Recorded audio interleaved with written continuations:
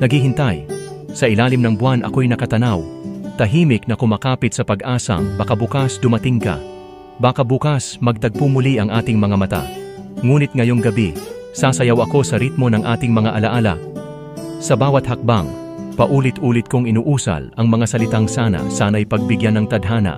Sa lamig ng gabi, ikaw ang init na aking hinahanap.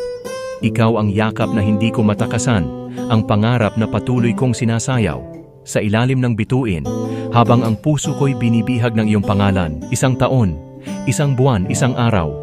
Hindi ko mabilang kung ilang ulit kitang inasam, kung ilang gabi akong gising, kasama ang hangin at panalangin, na sana dumating ka.